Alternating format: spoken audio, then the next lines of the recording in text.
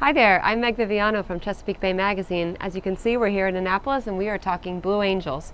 I am joined by Ward Carroll, who is a former fighter pilot backseater, the goose to the maverick, if you will. And he is an expert on all things fighter jet and has a lot of insight about the Blue Angels. So Ward, I'd love to talk to you about what might really be going on when we see these shows that look so impressive in the air, but we don't know much about what the pilots are thinking. What you will notice is there's a bus, a white bus that's centrally located. And the reason that bus is there, and also as folks know, that 450 is shut down for before and after each show day, but that bus is the Blue Angel number one's visual reference for the center line of the show. And today is a drizzly day. It's kind of cloudy, not the nicest, certainly not clear. If that is the kind of day you get on show day, what happens? Do they go on if it's drizzling? It depends. So as we're sitting here right now, I'm thinking this would be a no-go, primarily because it looks like the ceiling is below 1,500 feet. That's the minimum they can do for their low show. And also, we can barely see the chapel dome.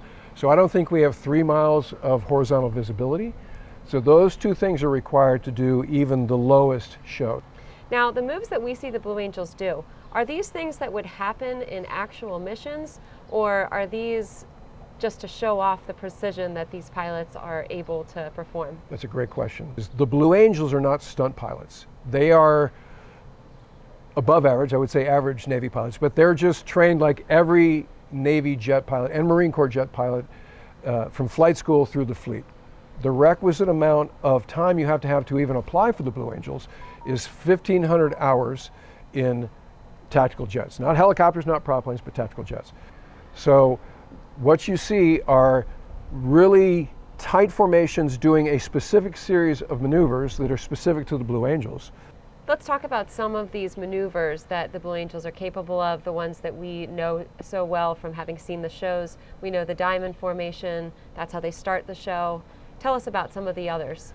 So first let's talk about the diamond. So the thing that you may not know about the diamond is if you're watching from here in Eastport or on the Naval Academy on Hospital Point and you see the diamond, it looks like it's symmetric when you're on the ground, but actually it's not. They fly it where 2 and 3 are not evenly spaced relative to 1 and 4, so that the sight line, the parallax from the ground looks like it's symmetric. So that's one thing to note. They're separated by more than it looks on the ground. They're basically splitting the river in the case of performing here in Annapolis.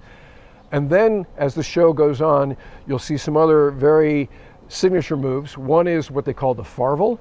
So the 4-plane diamond, put their gear down, put the hook down. Again, this is a celebration of carrier aviation, so the tail hook matters to land on the aircraft carrier. But 1 and 4 will be inverted, and that's called the farvel. And then you will also see the high alpha pass, which is the airplanes are tilted like this. Alpha is angle of attack, and the Hornet, Super Hornet is what they're using now, can fly very slow with a very high angle of attack. And so you'll see it coming by. It actually defies physics, apparently, that they're flying by in this very slow maneuver. And so look for that. And then you'll see the break up and rendezvous moves that they do. So 5 and 6 will rejoin the formation and they'll do the vertical moves, again, assuming the weather is better than it is today. And you'll see them do all kinds of what we'll call fleur-de-lis, and it looks like they're going to collide when they get back together, and they are separated by altitude and distance, and all the really exciting moves that we look for. The other move I will warn people about, because it's scary if you're not ready for it, is they do the one move where the 4-plane goes up and you're watching them, and then number 5 comes through almost supersonic and very low. It's the tactical pass. So the rest is just the precision moves, and a lot of, you'll see rendezvous that are really expeditious, which as a fleet guy, the ability to get aboard the formation that quickly, a lot of G coming on the airplane, and so look for that. And we're talking about G, so the other thing we should note, Mag, is they're not wearing G suits. Unlike fleet squadrons, the Blue Angels do not wear G suits. So that mandates they have to have fantastic core strength. They're in great physical shape. They know how to do proper anti-G maneuvers. And the reason they don't wear G-suits is because their arm is resting on their thigh. The stick has 7 pounds of forward pressure at all times to give them not a neutral feel, but a positive feel so they can fly with that precision. And they don't want, as the G-suit blows up and contracts, they don't want their forearm to move. So they don't wear G-suits. And I know that these Blue Angels have a whole season of shows that they do. What did they like about Annapolis specifically? The shape of the venue, meaning the river, is very well defined relative to some of the other places that they fly.